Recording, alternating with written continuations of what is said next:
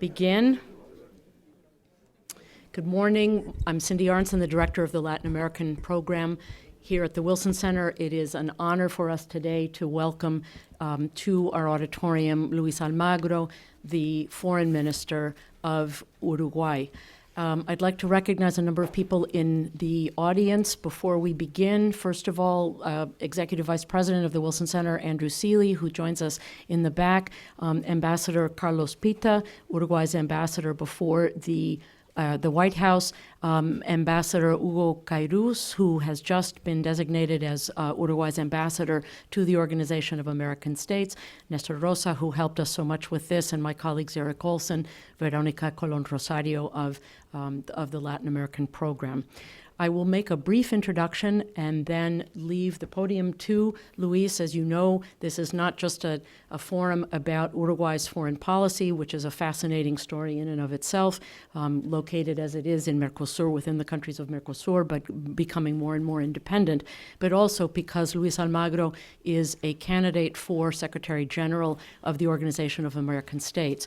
Current Secretary General Jose Miguel Insulza will be retiring in May after serving for 2 terms. So there will be an election of all members of the Organization of American States in 2015.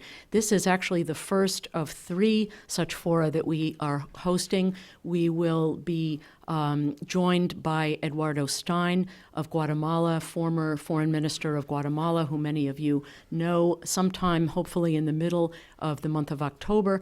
And we have an invitation to Diego Garcia Sayan. I notice Ambassador Forsyth from Peru has just joined us. Thank you very much for being with us this morning. We also hope to host Diego sometime before the end of the year, as we have with all of the other major candidates. You have Luis Almagro's bio, so I'll just, for the sake of those who are watching us and joining us via webcast, make a brief introduction. He has been the foreign minister of Uruguay since March of 2010. He has served in various diplomatic posts as representative of Uruguay before UNESCO, as chargé d'affaires of the Uruguayan embassy in Iran, at the Uruguayan embassy in Germany, where he was coordinator of the UN's Group of 77. He has also was appointed in 2007 as Uruguay's ambassador to China, a post he held until named foreign minister in 2010. He has also held a number of positions in the Uruguayan government, sometimes in the foreign ministry, other times in other ministries in charge of topics such as drug policy, environmental issues, and agricultural issues. He holds a law degree from the Universidad de la República in Montevideo, and has also taken courses in diplomacy at the Artigas Foreign Service Institute in Uruguay's capital. So without further ado, I'd like to welcome Luis Almagro. We welcome your remarks. We have made copies available of an article that the foreign minister wrote for El País on 4 keys to reviving or renovating the Organization of American States. If you don't have a copy, we can make sure that that's available. Luis Almagro will speak in Spanish. If there are those who need headsets and do not yet have one, please raise your hand and we'll make sure that a headset is brought to you for the simultaneous interpretation. And thank you again for joining us for this forum.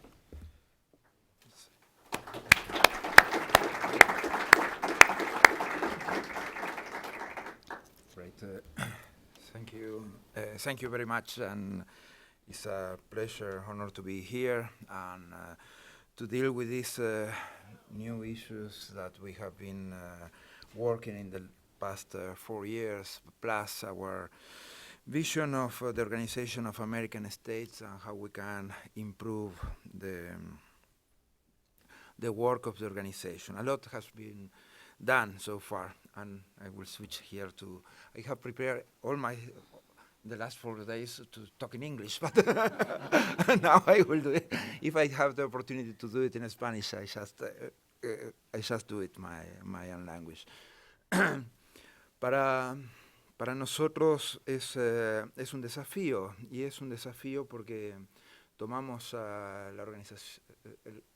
esta candidatura, esta campaña para secretario general de la OEA, en un momento particular.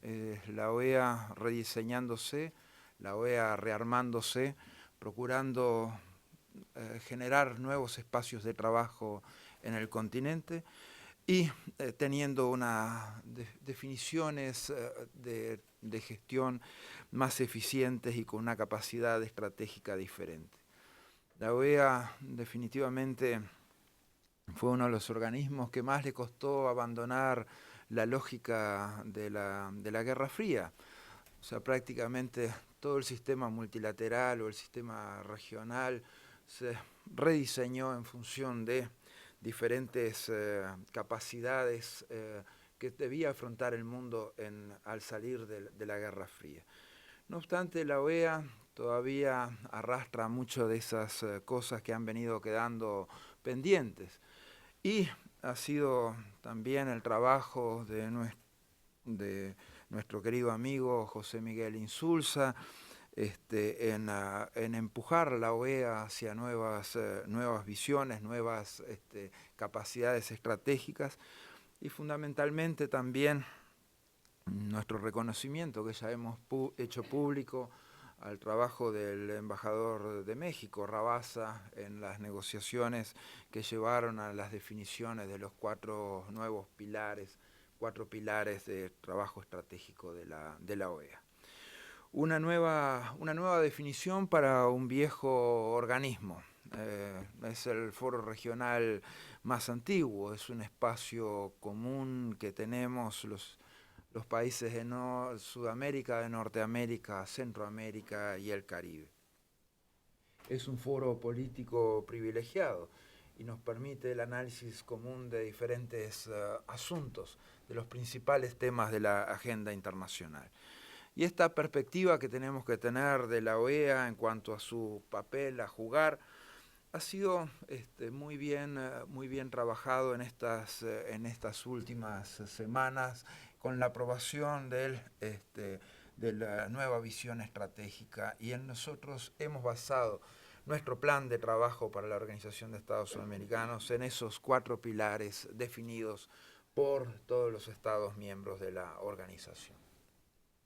Ninguno de estos pilares, a pesar de que lleven números o tengan determinado orden, deben tener prioridad sobre el otro, porque definitivamente tenemos desafíos que a veces implican cierta transversabilidad en el trabajo de los mismos. Hemos agarrado un mundo cambiante, un mundo que presenta diferentes complicaciones, crisis varias. Hemos visto en este tiempo violencia como no se ha visto, y hemos visto en este tiempo que los viejos problemas que tienen que ver con el trabajo de los resultados del trabajo multilateral o del trabajo regional todavía no se terminan de concretar, no están sobre la mesa. Uno simplemente en este mundo al que pertenece y en el que se han sucedido las crisis financieras y luego las económicas y luego las políticas y luego esas crisis de violencia que está experimentando hoy el mundo, sea en Siria, sea en Libia, sea en Irak, con cientos de miles de muertos, con violaciones de derechos humanos de manera afrentosa prácticamente para la conciencia humana. Y en ese contexto hoy vemos una linealidad histórica en nuestro continente, que ha sabido resolver sus cosas sin tener que caer en esas malhadados ejemplos que han venido desde afuera en todo este tiempo de existencia de la OEA. Los antagonismos o los conflictos de intereses se han resuelto de una manera pacífica, se han resuelto a través del diálogo, se han resuelto en general a través de la mediación. La comunidad internacional quizás podría ver en estas obligaciones que hemos contraído en el marco de la Organización de Estados Americanos una base fuerte, firme para la solución de diversos temas, de diversos conflictos. No estamos libres de toda culpa. La OEA también tiene en su haber parte de historia oscura. En los años 70, gran parte de los países que se sentaban a discutir los principales temas de la agenda regional provenían o representaban a dictaduras, y algunas de las dictaduras más abyectas de las que se puede tener memoria. Lo cual quiere decir también que de estos 4 pilares que tiene la OEA, la concreción de ellos, el llevar ellos a la acción va a ser el principal desafío que tenemos por delante. Hemos discutido mucho, hemos hablado mucho, hemos puesto las soluciones en blanco y negro para ser encaminadas y para ser trabajadas conjuntamente. Hoy definitivamente tenemos que pasar a la acción. La OEA tiene que volver a la acción. Tenemos que pensar que el escenario regional no es un escenario de competencia.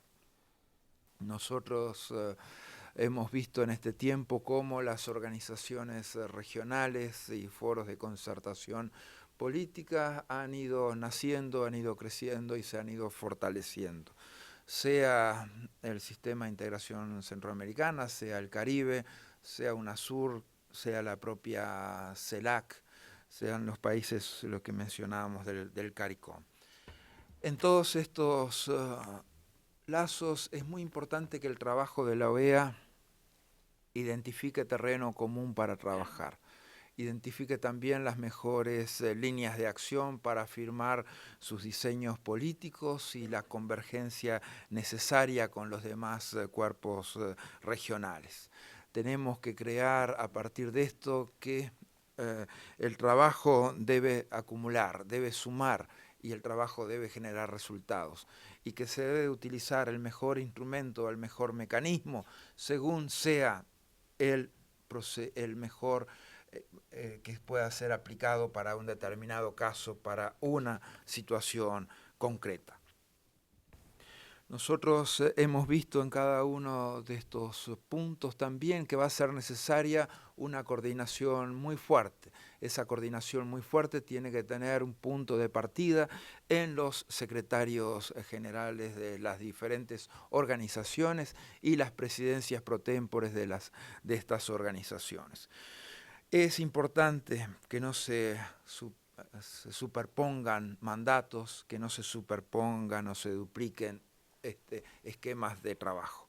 Creo que todos los mismos deben converger hacia cómo es la mejor manera de que se apoyen unos a otros y cuál es la mejor manera de identificar problemas, soluciones y líneas de acción concretas. Tenemos que ver que esta cooperación regional, digamos, de los diferentes foros regionales, no es solamente posible, pero sino que también es absolutamente necesaria. Hemos trabajado en este tiempo suficientemente cada uno de nuestros países en los diferentes foros como para tener claramente identificadas las prioridades y las líneas de acción que tienen los mismos. Y esos encuentros, esas líneas de acción se han trabajado al más alto nivel, pero también a nivel técnico se han generado estructuras y mecanismos que funcionan con una fluidez muy fuerte. El sistema interamericano definitivamente aporta una base muy contundente en todo este esquema. Las convenciones interamericanas, sean de acceso a justicia, o sea de lucha contra la corrupción, o sean todas las convenciones del sistema interamericano de derechos humanos, son el entramado jurídico fundamental que tiene nuestro hemisferio para trabajar. Y esa dimensión hemisférica que tiene la OEA es la parte más importante para fortalecer determinadas coordenadas que hoy es imprescindible encaminar. como ser fundamentalmente el tema de la solidaridad continental. Una solidaridad continental que se hace fundamental en cada uno de los trabajos que debemos emprender en función de los 4 pilares, sea para el desarrollo, sea para fortalecer la democracia, sean los temas de seguridad multidimensional. En cada uno de estos pilares, y fundamentalmente derechos humanos, que lo hemos dicho, cada uno de estos pilares vemos transversalidades varias, vemos transversalidades absolutamente necesarias. Y para empezar con los 4 pilares y para empezar a ver las transversalidades, el primer pilar identificado por Emilio Rabasa y su grupo de trabajo es la democracia. La consolidación, el ejercicio y la defensa de la democracia son elementos fundamentales de la OEA, constituyen el mandato esencial de la OEA y constituye la garantía fundamental de los principales derechos que tenemos los países de nuestro continente. Tenemos que trabajar en el fortalecimiento de las instituciones, tenemos que hacer que esas instituciones sean cada vez más apoyadas en la voluntad de los países, de los pueblos, en la voluntad popular. Tenemos que trabajar todas las líneas que llevan a combatir la corrupción y a generar los mejores procedimientos más transparentes en cuanto a observación de los procedimientos, de los procesos electorales de nuestros países. En todos ellos tenemos una base sustancial, esencial en el trabajo de la democracia, que es la más plena vigencia y la máxima protección de los derechos humanos. Si cada derecho civil, político, económico, social y cultural no está plenamente garantizado, no tiene la más absoluta vigencia, entonces el funcionamiento de la democracia definitivamente se contrae, se perjudica y empieza a presentar dificultades. Cada uno de los derechos civiles y políticos, económicos, sociales y culturales hacen a la participación de la gente, hace a las líneas de democracia, pero no solamente eso, porque la democracia no es nada tampoco, sino va acompañada de democratización. Si cada uno de esos derechos nos llega hasta el último ciudadano de cada uno de nuestros países. Eso es lo que en definitiva asegura el mejor funcionamiento de la democracia. Y esa conexión tiene que ver obviamente con las demás variables que hacen que la más plena vigencia de esos derechos humanos sea posible. Tenemos algunas líneas de acción que hemos incluido en nuestro plan de trabajo para la OEA. Es promover medidas para asegurar la aplicabilidad de los tratados. Eso es un concepto fundamental. Los temas de gobernanza regional no pueden quedar en el aire, no pueden quedar en suspenso o sin ser aplicados en su plenitud. Tenemos que monitorear perfectamente esos procedimientos que hacen a que todos los esquemas del entramado jurídico interamericano sea de la más plena aplicación en nuestros países. Tenemos que mejorar los sistemas de acceso a justicia, especialmente para los sectores más vulnerables de nuestra población. Tenemos que favorecer la universalización del sistema interamericano de derechos humanos y llevar, si es necesario, una revisión de los documentos de protección de derechos humanos para lograr la más amplia aprobación por parte de todos los países.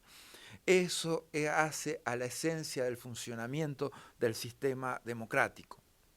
Y para eso necesitamos una más plena participación de los países del Caribe en el sistema interamericano de derechos humanos. Definitivamente no vamos a generar esos espacios si en el sistema interamericano hay X cantidad de representantes de países latinoamericanos y solamente uno del Caribe. Eso va a implicar que los países del Caribe, en ese nivel de subrepresentación que tienen el sistema latinoamericano y el sistema hemisférico de la Organización de Estados Americanos definitivamente hayan retrasado todos los procedimientos que podrían llevar a la universalización de estos mecanismos.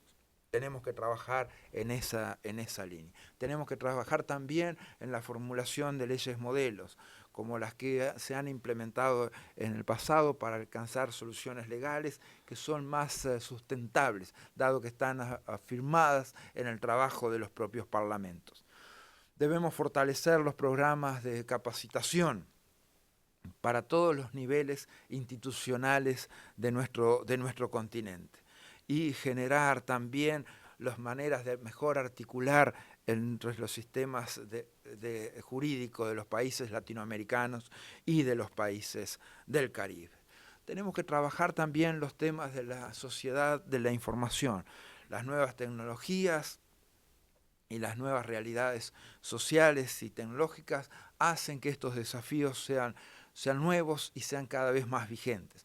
Son instrumentos potentísimos a la hora de lograr las más amplias garantías para la libertad de expresión y para promover las libertades individuales. Los mismos deben obviamente ser también un instrumento que vaya fortaleciendo también las variables por las cuales la adaptación democrática de las instituciones en nuestro continente tenga que ser urgente, tenga que ser muy dinámica y eso es los instrumentos que tenemos. Si los permeamos con esas nuevas realidades tecnológicas, los que nos van a dar las condiciones democráticas, de estabilidad social y de imperio de la norma jurídica y de la ley. Las condiciones equitativas y de igualdad, sin ningún caso de discriminación en cuanto a acceso a la información, son temas fundamentales en este esquema. El segundo pilar se refiere a los derechos humanos. En esta nos hemos trazado algunas líneas. Algunas de estas líneas las trabajamos ya cuando la presidencia del Consejo de Derechos Humanos en Ginebra por parte de Uruguay. Y algunas de estas líneas obviamente encuentran en el sistema interamericano particularidades que son para nosotros esenciales también. Tenemos que fortalecer el papel de la Comisión Interamericana de Derechos Humanos como el órgano promotor de los derechos humanos y la principal garantía y sistema de alarma respecto a posibles violaciones de derechos humanos en nuestro continente. Debemos asegurar que ese sistema interamericano de derechos humanos y el trabajo de la Comisión tengan la más plena autonomía e independencia, porque eso es lo que le va a dar credibilidad, legitimidad y funcionalidad al trabajo del sistema. Tenemos que fortalecer los instrumentos para el monitoreo de los principales compromisos que han asumido nuestros países en materia de derechos humanos y desarrollar los indicadores que nos permitan los ejercicios de la más efectiva supervisión de los mismos, incluidas las medidas precautorias en estos casos, que obviamente tienen que ser para aquellos derechos fundamentales y de naturaleza primaria.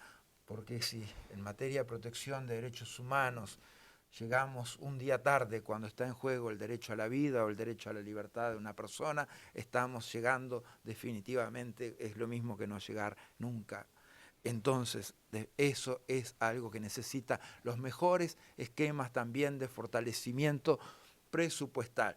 No puede ir ninguna de nuestras relatorías a menos, todas ellas tienen que ir a más y ser equiparadas en un contexto de ir a más en su más plenas capacidades presupuestales y de recursos económicos, materiales y humanos. Como señalaba hoy, tenemos que avanzar en la universalización del sistema interamericano de derechos humanos. Creo que ahí tenemos los desafíos de conjugar el common law con el derecho civil de los países latinoamericanos.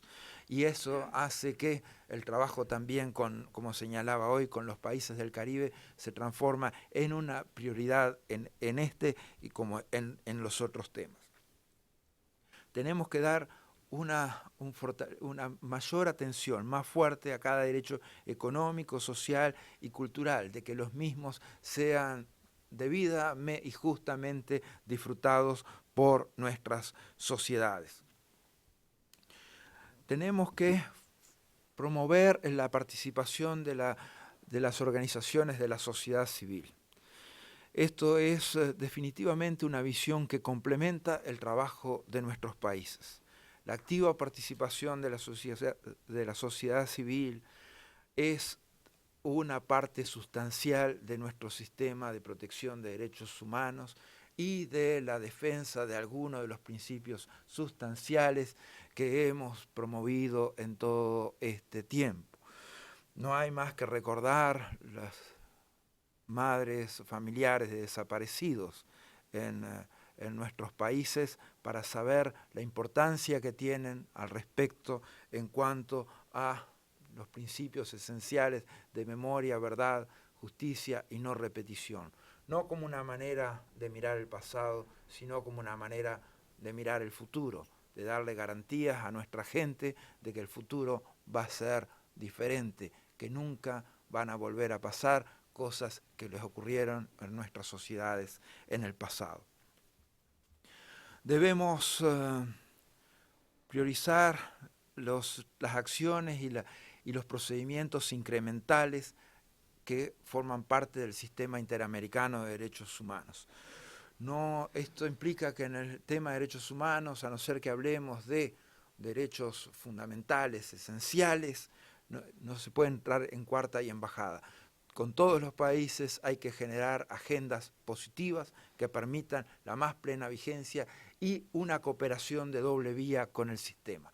El sistema se realimenta con las visiones de los países y los países se enriquecen con los aportes del sistema.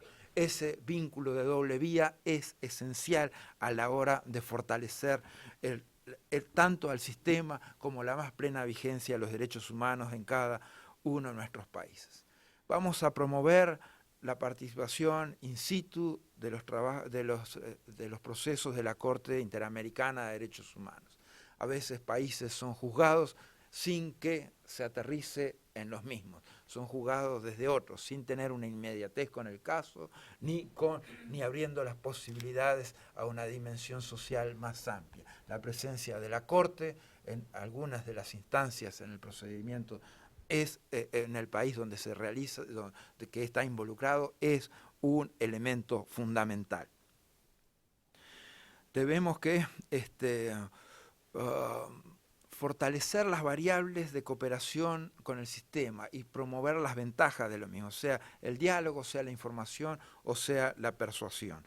Y una cultura de diálogo en materia de derechos humanos es el elemento fundamental, como lo es promover el trabajo de cada uno de los rapporteurs de la organización y del sistema interamericano de derechos humanos.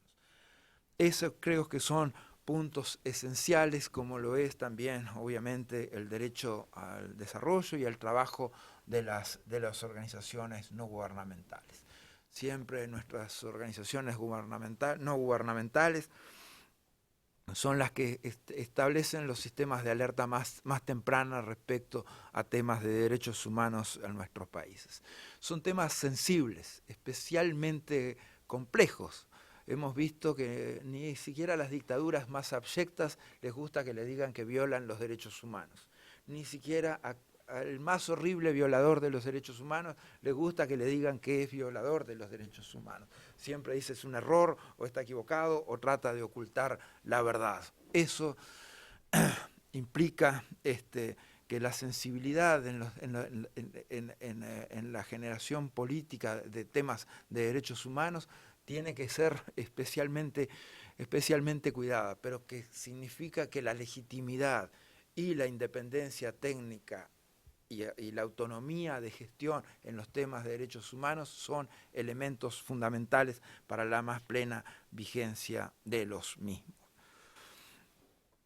El tercer pilar de seguridad multidimensional, que tiene que ver esencialmente con algo que todos nosotros sabemos, Estamos en el continente que es más desigual de todos y en el continente que de alguna manera también es más violento en sus sociedades, con altos grados de impunidad en cuanto a temas de criminalidad en nuestro continente, que son una lógica permanente en el trabajo. La desigualdad y la violencia de la criminalidad y del crimen organizado son constantes que debemos enfrentar. Debemos enfrentar porque las variables del desarrollo se deben apoyar en la estabilidad social, porque debemos ser capaces de crear ética colectiva en nuestros países que permita que el trabajo de la seguridad tenga la dimensión social y de protección de los derechos humanos que es fundamental, con una visión estratégica, con trabajo a largo plazo también, con trabajo que implique rescatar a nuestra juventud y prevenir la violencia como elementos fundamentales. Las seguridades públicas, la tranquilidad política, la estabilidad hemisférica va a depender en buena parte de nuestra eficiencia en la lucha contra el narcotráfico o contra el crimen organizado. Y esa seguridad tiene que tener definitivamente un rostro humano en el policía que trabaja en el ámbito social y en la dimensión de gestión de la justicia. Debemos prevenir la violencia, obviamente, usando la educación y todos los instrumentos que a veces están vinculados al deporte o al entretenimiento para generar sistemas de integración social que posibilitan la prevención del crimen. Tenemos que promover los más y los mejores intercambios en materia de mejores prácticas y experiencias de nuestros países. Tenemos que lidiar con nuevos esquemas de crímenes que afectan nuestras vidas en el día a día, sea la incidencia de la violencia proveniente de bandas de gang violence, el crimen cibernético, los temas del narcotráfico y la proliferación de las armas en nuestro continente. Son todos temas a ser atacados. Pero también tenemos que ver dónde están las cuentas y dónde están los dineros de aquellos, quiénes son los que se han venido enriqueciendo con los temas de lavado de dinero, dónde va el dinero del narcotráfico, dónde está el dinero de los tráficos ilícitos de armas, de municiones, de explosivos, de los secuestros. O sea, que no sea solamente el tema, sino también hay gente que se enriquece, obviamente, con esto. Y hay cientos de miles de millones de dólares que están involucrados en estas variables de la criminalidad que no han sido atacados con la fuerza, con la vehemencia que definitivamente nuestro sistema hemisférico exige. La prevención de la violencia es un elemento fundamental para nuestra juventud, para abrirle camino a nuestra juventud, porque la violencia no reconoce ninguna frontera, ni social, ni étnica, ni religiosa, y la debemos encarar en la situación de comunidad y social, previendo las causas estructurales que generan la misma. Nuestros programas de prevención de violencia tienen que ser fortalecidos, tienen que ser trabajados con objetivos muy claros de cómo podemos desarrollar esas gestiones. Ustedes se estarán preguntando también los caminos alternativos que ha venido siguiendo Uruguay en cuanto al tema de la lucha contra la droga y el problema de la droga. No hay, para empezar, no hay adicción que sea positiva ni buena, salvo, como ha señalado nuestro presidente, la adicción al amor. No obstante, también en materia de drogas hemos venido aplicando una fórmula que no ha dado resultado. Los recientes trabajos de la OEA en Antigua abren la posibilidad para estudiar e intercambiar experiencias y conocimientos en cuanto a caminos alternativos del combate a la droga. El combate a la droga es un punto de inflexión en nuestro continente. Cualquier esquema que debilite la incidencia del narcotráfico en nuestros sistemas políticos, en nuestro contexto social, tiene que ser manejado y tiene que ser puesto sobre la mesa para ser analizado y para ver las capacidades que tiene el mismo para reducir la violencia, para generar soluciones para estos principales problemas que hemos tenido. Tenemos que trabajar en cada una de estas dimensiones, procurando generar las soluciones. ¿Qué se necesita? El tráfico de personas es otro de los puntos de la seguridad multidimensional, vinculado al desarrollo, vinculado a lo que son las relaciones entre nuestros países. Tenemos que tener en cuenta que cada migrante es una persona titular de derechos económicos, sociales, culturales, civiles y políticos, igual que cualquier nacional de cualquier país. La dimensión humana de la migración es esencial para prevenir cualquiera de las situaciones de tráfico de personas, de explotación sexual, de condiciones de esclavitud o de abuso laboral que se puedan presentar en nuestro continente. Los temas de migraciones internacionales nos sobreexponen a esas situaciones de servitud, de explotación sexual a las que se refería. Es necesario que asumamos compromisos colectivos cada vez más fuertes para ir reduciendo las vulnerabilidades e ir mejorando la cara humana que también tiene que tener la migración en nuestros países, en toda la dimensión hemisférica. El cuarto pilar, que para mí se transforma en absolutamente prioritario porque debe ser prioritaria la relación de la Organización de Estados Americanos con los países del Caribe, para fortalecer sus dinámicas de representación en la organización y para dar soluciones concretas a algunos de los principales problemas que se puedan plantear. Creo que algunas causas para encaminar el desarrollo estarían ahí sobre la mesa. Trabajar los temas de conectividad, de infraestructura, son fundamentales. La generación de nuevos procesos y proyectos productivos es un tema esencial en toda la región. Tenemos en la región de la OEA a la primera economía del mundo. Tenemos países que también han avanzado mucho desde el punto de vista económico y social en estos años. Latinoamérica ha identificado claramente sus problemas en los últimos años. El que mencionábamos hoy de ser la región más desigual del mundo. Y eso definitivamente altera todas las variables de progreso y de desarrollo. Yo voy a tomar por unos breves minutos el ejemplo de Uruguay. Uruguay en este tiempo probablemente tenemos económicamente el mejor país, dimensión económica y social. Tenemos el mejor país de los últimos 80 años. Es el país que tiene el PBI más alto en la historia del Uruguay. Ha tenido las tasas de desempleo más bajas de la historia del Uruguay.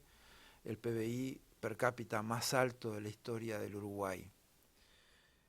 Ha reducido la pobreza por debajo de los límites estructurales. Ha arrinconado la indigencia prácticamente en un 0.3 de los hogares de Uruguay. ha exportado como nunca antes en la historia del Uruguay, ha recibido inversión extranjera como nunca antes en la historia del Uruguay. Todo eso nos ha hecho más ricos. La sociedad uruguaya hoy es mucho más rica de lo que era en el 2004, cuando teníamos un 38% de pobreza, el desempleo en el 16%. Eso Uruguay lo ha resuelto de la mejor manera, y todos estos niveles de riqueza y de la capacidad de redistribución que podemos tener han sido fundamentales para alcanzar esos resultados sociales que mencionamos. Pero lo que nos ha hecho definitivamente mejores, lo que nos ha acercado más a la dimensión del desarrollo, es haberle dado cada vez más derechos a cada vez más personas, sean trabajadores rurales, sean empleadas domésticas, sean los niños viviendo en situación de marginalidad y tener acceso a la educación, sea la ley de matrimonio igualitario, sea la muchacha que moría en una mesa que a duras penas podemos llamar de operación, una mesa infame donde tenía que hacerse un aborto ilegal, sean los temas de género, los temas de afrodescendencia. Todos estos derechos, toda esta política de derechos es lo que hace al Uruguay mejor. No tanto, no solamente el haber llevado el crecimiento económico hacia esas nuevas cifras, es haberles acercado los derechos a la gente y no haberlos puesto solamente en la normativa, haber buscado todos los mecanismos que la institucionalidad puede ofrecer para garantizarles que esos derechos son de ellos, que esos derechos son de cada una de las personas que viven en nuestro país. Y esas variables de desarrollo son las que querríamos transmitir, aquellas que puedan llevar a cada uno de los países de nuestro continente, que tiene instrumentos que son únicos, porque el hecho de estar sentado con la primera potencia mundial, con otro de los países que integran el G7 como Canadá, hace que la OEA sea un instrumento fundamental para la triangulación de cooperación y para la cooperación científico-tecnológica y para la promoción de inversiones y para llevar soluciones en materia de infraestructura y de conectividad a cada uno de los países del Caribe y de nuestro continente. A veces soluciones están ahí, sabemos el problema que tiene. Hablaba con mi querido amigo, el colega de Saint Lucia en Naciones Unidas, y él me decía que hablaba con mi amigo también, Camilo González, de San Vicente de las Granadinas, de cómo cada uno de los países del Caribe es afectado año tras año por desastres naturales, frutos del cambio climático. Y que a veces las cosas quedan ahí, las soluciones quedan pendientes. En Santa Lucía, por ejemplo, se necesita un puente fue roto que es fundamental para la conectividad en la isla, por ejemplo, para ir del aeropuerto a la capital. Y nosotros entre todos no hemos sido capaces de arrimar una solución para resolver ese pequeño problema. A veces hay un proyecto productivo que tiene que ver con simplemente un esquema de desarrollo agrario, en los cuales nuestros países a veces tienen excelencia en materia de exportación de alimentos y de bienes agrícolas, y no somos capaces de desarrollar un proyecto productivo de producción aviar en Dominica. Entonces, verdaderamente es porque están faltando vasos comunicantes con las prioridades que tienen los países, y que el impacto que pueden tener esos esquemas de cooperación son superlativos en la dimensión social y productiva de los diferentes países. Entonces es identificar los problemas y trabajar las soluciones, pero inmediatamente, o sea, a mí verdaderamente me dio vergüenza que Santa Lucia me dijera, no, para arreglar el puente Turquía puso $250.000, pero acá entre todos todavía no hemos trabajado para poner el resto que falta, pero verdaderamente nos está faltando mucho en cuanto a a conectar nuestras cabezas con las soluciones que necesitan nuestros países. Y tenemos que tener esa visión integral del desarrollo, porque el desarrollo tiene que ser social, tiene que ser sostenible, tiene que ser humano y tiene que involucrar las variables de educación y de empleo. Tienen que ser aquellas que signifiquen reducción de la pobreza, pero reducción de las desigualdades, signifiquen cada vez más inclusión en los sistemas de trabajo decente y de educación de nuestros países. Definitivamente, aliviar la pobreza es uno de los temas prioritarios, pero eso también es generar las condiciones de igualdad que no deben ser soslayadas, que no deben ser dejadas de lado en el camino de las soluciones que son necesarias. Creo que tenemos por delante muchísimo que hacer en cuanto a resolver año a año los temas de desastres naturales. Nuestra región va a seguir siendo afectada por el cambio climático y tener un fondo de reserva para emergencias relacionadas con el cambio climático es un imperativo de la Organización de Estados Americanos hoy. Ponerlo sobre la mesa para que año tras año podamos dar soluciones concretas a los problemas de infraestructura o de vivienda que se puedan presentar en cada uno de nuestros países, para fortalecer las variables de cooperación a través de mecanismos existentes, pero que tengan esa capacidad de actuar sobre los problemas. Eso significa dar soluciones hemisféricas que son fundamentales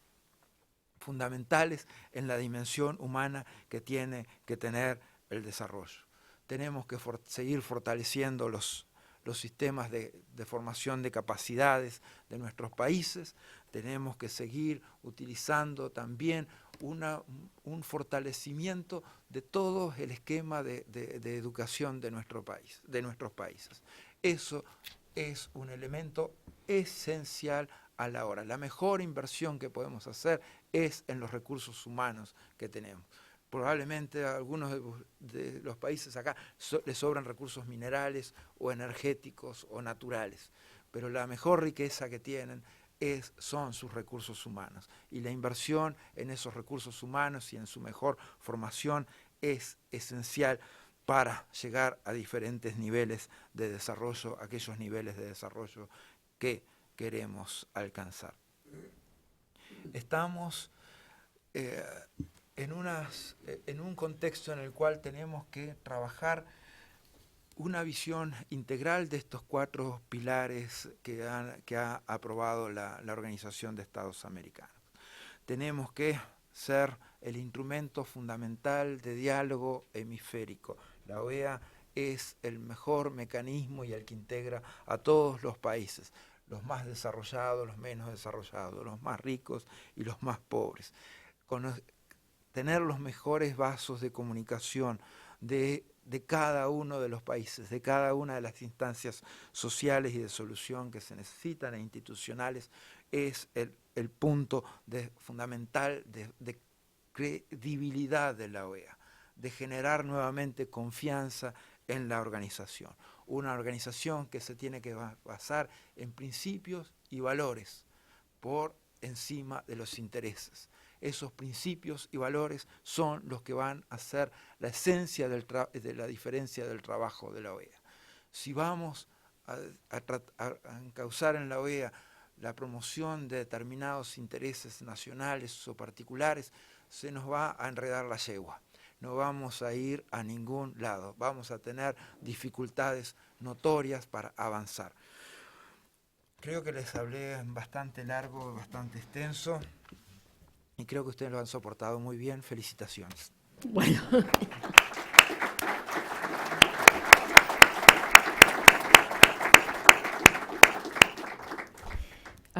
Muchísimas gracias por estas palabras. I was going to open by asking a few questions, but I think given the time, I'd rather just open it up to those of you who are here. I'd also like to recognize many other distinguished guests, ambassadors, officials of the OAS. Excuse me, Kevin, others, Paul. Thank you for joining us. Please, if you would like to ask a question, we'll take a couple together and then come back to El Canciller. Christine Zeno has a microphone. Alejandra on the other side has a microphone. Please let us know who you are and ask a brief comment.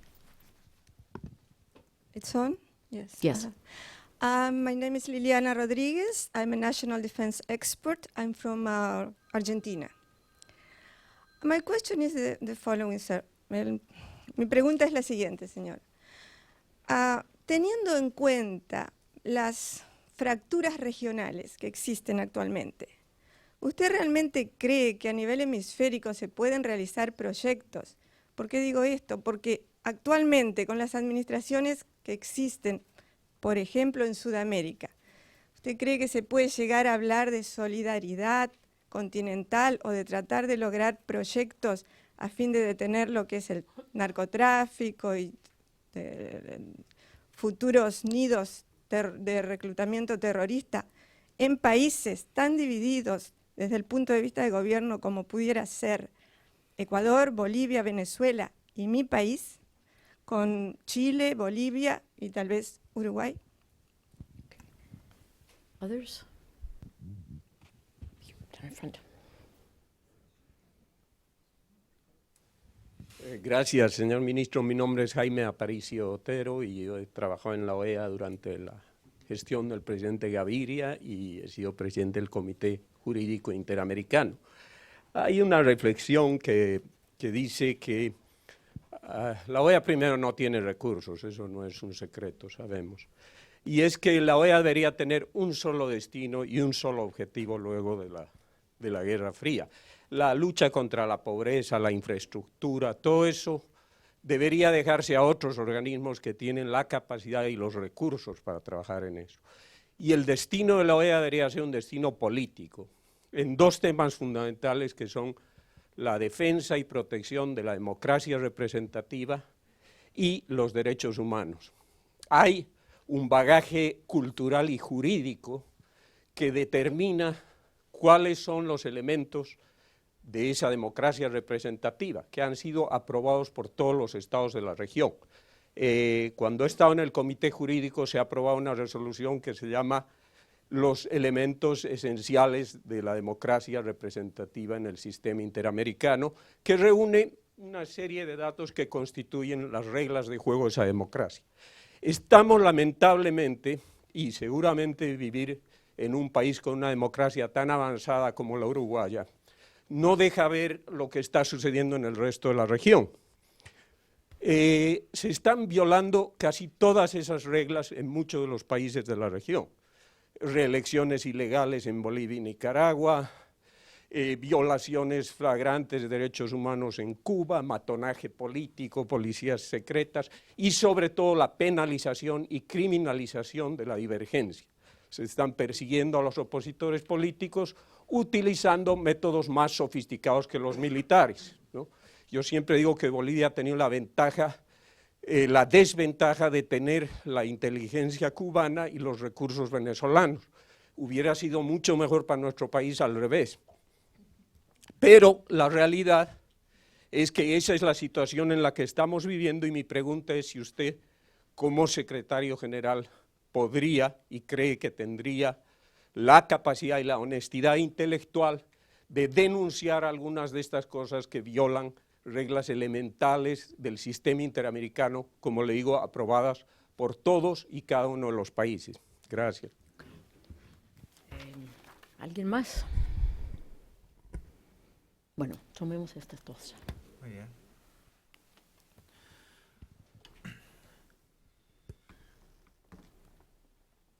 La primera pregunta tomaba como hipótesis central las fracturas regionales. Esas fracturas regionales a las que hace referencia quien interroga tienen más bien que ver con, obviamente, eventuales divisiones ideológicas en nuestro continente. De hecho, hemos venido trabajando con esa realidad, una realidad de que no todos tienen que pensar igual para coordinar o para generar espacios de solidaridad en nuestro continente. Y por eso hoy yo señalaba conceptos básicos como la solidaridad continental como punto fundamental, la existencia de un trabajo que debe estar basado en principios y valores fundamentales. Pero especialmente nuestro programa de trabajo que presentamos tiene que ver con la diversidad. Y la diversidad puede tener sus más amplias expresiones, desde política, social, cultural, la que ustedes busquen, sexual, religiosa, la que ustedes quieran. Y eso es lo que en definitiva ha hecho fuerte a la UNASUR, porque a la hora de defender la democracia, a la hora de denunciar temas de derechos humanos, a la hora de tomar decisiones en el ámbito de la organización, estos principios y valores fundamentales han ido por delante y han permitido los consensos entre la Venezuela de Chávez y el Chile de Piñera, el Perú de Ollanta Humala y el Uruguay de José Mujica. Y ese es el punto central donde tenemos que trabajar. Si no lo trabajamos para seguir fortaleciendo esos espacios en la OEA, si el discurso de la OEA va a ser el de fracturas ideológicas, el de divisiones políticas, entonces, y esa va a ser la lógica de trabajo de la OEA, entonces definitivamente ni siquiera necesitan un secretario general. Lo que necesitamos es ver dónde está la llave para cerrar eso, porque definitivamente no tiene un camino a recorrer hacia adelante. Por eso hablé de la cultura de diálogo, por eso hablé de la cultura de la negociación política, porque esos son los instrumentos fundamentales que tenemos que trabajar. Y los principios y valores fundamentales están ahí, están sobre la mesa. Siempre. Podemos tener la opción de verlos o la opción de no verlos. Podemos tener la valentía de denunciar o podemos no tener esa valentía. Y eso pasa 1000 veces en todos los foros internacionales. Yo ayer en el discurso en la Organización de las Naciones Unidas criticaba la incapacidad que ha tenido de formarse una ética colectiva que permita resolver viejos problemas mundiales que son afrentosos para la humanidad. El hecho de que mueran todos los años 6 millones de niños por causas prevenibles o curables, y muchos de ellos por malnutrición, todos los años hay un genocidio de 6 millones de niños. Todos los años hay un genocidio de 8 millones de fumadores. El tabaco mata 8 millones de personas por año. O sea, el más salvaje de todos los que hemos conocido, de los exterminadores masivos, desde Pol Pot a Saddam Hussein o al que ustedes quieran poner, no es tan asesino como Philip Morris. No mata tanta gente como la compañía tabacalera. Y eso se sabe, y eso está ahí. Y esas compañías tabacaleras además todos los años reclaman, paréntesis, ¿no?, reclaman mejores condiciones de mercado para operar, estar más abiertos en el mercado para tener mejores posibilidades de publicitar o de vender sus productos. Hay principios y valores fundamentales que están ahí. Nosotros los podemos trabajar con valentía. Y eso es lo que nosotros en definitiva estamos proponiendo. Todo el que nos ha seguido un poco la actuación en estos últimos 4 años sabe que nunca nos hemos callado en ningún lugar respecto a ninguna situación, en ningún caso. Simplemente tienen que mirar esta gestión de estos últimos 4 años para darse cuenta, y estoy contestando la segunda pregunta ya de paso, para saber que hemos promovido el diálogo como instrumento fundamental, que hemos promovido la negociación como instrumento fundamental, pero hemos promovido ese diálogo sobre bases sinceras, hemos promovido ese diálogo sobre causas reales, hemos sido siempre muy claros a la hora de denunciar. A veces queridos amigos nuestros se han enojado con nosotros porque hemos denunciado determinadas circunstancias o porque hemos recibido a determinadas personas. Lo que ofrezco yo tengo toda una serie de problemas personales, grandísimos. Mi principal problema personal es que hago lo que digo, y si no llego, dejo el alma para hacerlo. Y esa es la propuesta que nosotros encaminamos en la OEA. Por eso la escribimos, por eso la transparentamos, por eso queremos que esa propuesta, ese plan de trabajo sea lo más inclusivo posible en función de las necesidades que pueda tener la organización y cada uno de los países, porque cada uno de los países puede tener una diferente óptica respecto a esta organización. Pero yo a veces, otro de los problemas que tengo es que mi falta a veces de pragmatismo. O sea, me preguntaron la otra vez, ¿es usted una persona pragmática? No, soy una persona de principios. O sea, si ustedes no quieren una persona de principios, si ustedes quieren a alguien que acomode el cuerpo en la Organización de Estados Americanos, definitivamente no soy el candidato. That's pretty clear. Other questions? Sure, here in the back. Muchas gracias, Ramón Samco, de la agencia France Press. Canciller, quería preguntarle, usted ha dicho que estaría de acuerdo en invitar a Cuba a la asamblea de la OEA en Panamá. Quería preguntarle claramente si, digamos, es Cuba un gobierno democrático en América Latina y si la OEA debería condicionar la entrada o la invitación de Cuba a la asamblea y su posible regreso a la OEA. Su invitación a la asamblea y su posible reingreso a la OEA. Gracias. Anybody else? I'd like to ask one, actually. Many people in the region seem to have, especially in South America, seem to have the attitude that the OAS is an instrument controlled by the United States. It's from a previous epoch dominated by the Cold War, and therefore Latin America needs its own organizations, CELAC, which belongs to Latin America, UNASUR in South America. You have put out a vision of the OAS in terms of its being inclusive and having this power of interlocution with the United States and Canada as its principal advantages. What would you say to those in other parts of Latin America who seem to have an attitude that the OAS is from the past? Primero con Cuba, tal vez.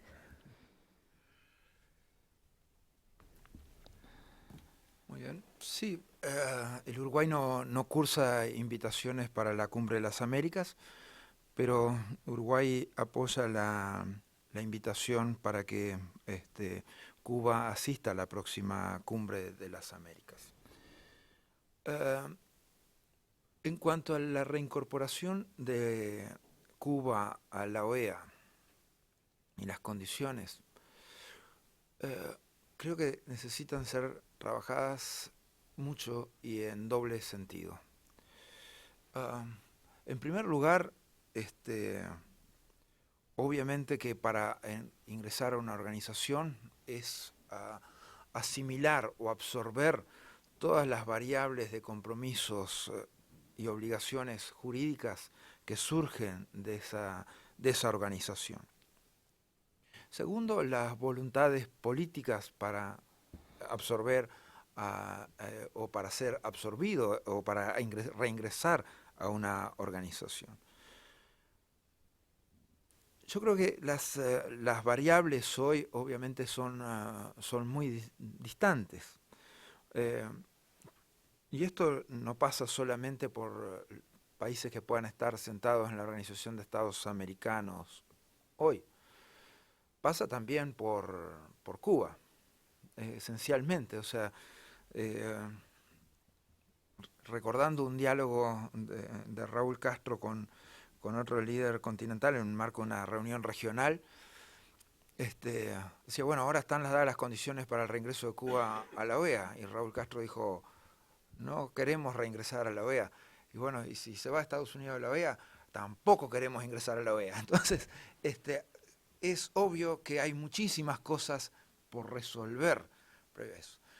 Pero es algo que debe ser resolvible y es algo que debe ser trabajado y que es algo que definitivamente tienen que encontrar un camino para que tenga una solución ese reingreso. Hoy es distante, hoy es lejano, sí, pero eso no quiere decir que no debemos trabajar para que eso ocurra y que ocurra de la mejor manera para todos, para cada uno de los países que integran la organización y para Cuba mismo.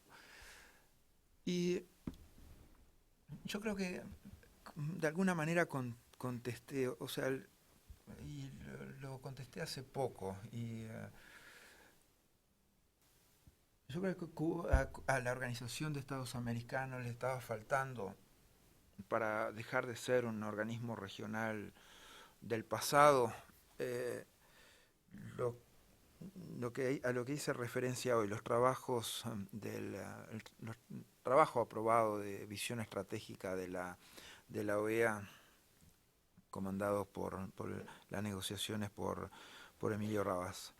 Yo creo que eso le da, finalmente la OEA sale de la lógica de la Guerra Fría, sale de esa visión de que tuvo durante unos 10, 15 años, 20 años de para qué está la OEA. O sea, fue perdiendo sus capacidades de cooperación, fue perdiendo sus capacidades de concertación política, fue perdiendo muchísimas cosas por no haberse dado la capacidad de tener una nueva visión estratégica. Creo que estos 4 pilares, como han sido puestos, las capacidades que tenemos hoy de trabajar sobre los mismos hacen esencialmente a la diferencia de la OEA de pertenecer a una organización del futuro de nuestro continente, de nuestro hemisferio y no del pasado. Y va a estar en nosotros llevar adelante cada uno de estos pilares para, en definitiva, alejarnos de esa visión que podía haber. Yo creo que todo el mundo puede haber tenido una opinión en determinado momento de la OEA. Creo que también cuando uno ve la cantidad de países que han manifestado en su momento en el interés en la elección del secretario general o incluso de presentar candidatura a la Secretaría General, se ve que muchos de estos países que pudieran haber tenido una visión crítica ven en esta una nueva oportunidad de trabajo y una nueva oportunidad de diálogo de la OEA, de puentes de la OEA entre los diferentes países, entre las diferentes visiones que pudieran haber. Creo que esto que hemos fortalecido en este tiempo, últimamente, especialmente esta visión estratégica, nos da la capacidad de repensar a la OEA, de liberar a la OEA de los anquilosamientos que podía tener en el pasado y de integrar a la OEA definitivamente a nuestro continente. Thank you. We'll take one last question over there. That would have been a great place to end, but I see one more hand, so we have a moment. Thank you. Soy Elvira Palomo de la agencia EFE. Usted dice que es una persona de principios, dice que hago lo que digo y quería preguntarle un poco cuál quiere ser su impronta en la OEA y aprovechando que le han hecho una pregunta de relaciones internacionales, quería preguntarle también por los presos de Guantánamo, si ha habido alguna reunión al margen de la ONU estos días, si nos puede aclarar algo más sobre el tema de cuándo van a ir y qué es lo que falta, cuál es el escollo. Muchas gracias. Nuestra impronta en la OEA, le voy a dar este trabajo de unas 60 páginas que creo que es bastante comprensivo y muy lineal en cada uno de los asuntos y en que bajamos la líneas de visión estratégica y visión política de la OEA. Creo que ahí usted puede afirmar mejor lo que pienso yo respecto a nuestra gestión en la organización.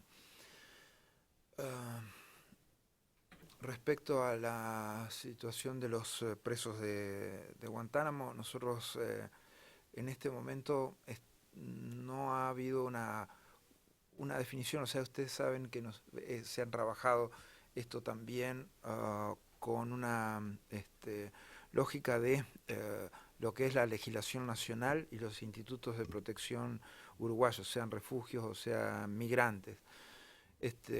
Quedan cosas que todavía tenemos que trabajar con Estados Unidos para llegar a una solución final para los traslados de estos presos de Guantánamo.